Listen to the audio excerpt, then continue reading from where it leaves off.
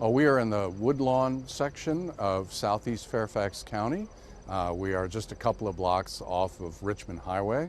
Well, what we did with this particular house was completely renovate it down to the cinder block. New roof, new infrastructure, new mechanicals. And then we selected a new homeowner for this particular property.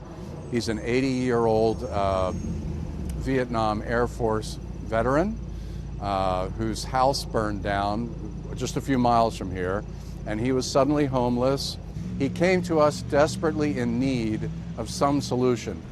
Habitat for Humanity is a wonderful example of the kind of partnership that Fairfax County has with nonprofits in general, especially in the areas of human services.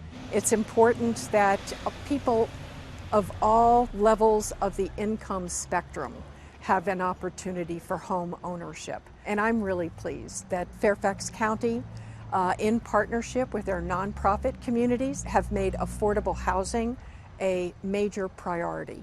We're going to be transforming Richmond Highway. It's important that we're able to keep people living here who have made an investment over the years. This is their home. We want to make sure that that we're looking out for everyone.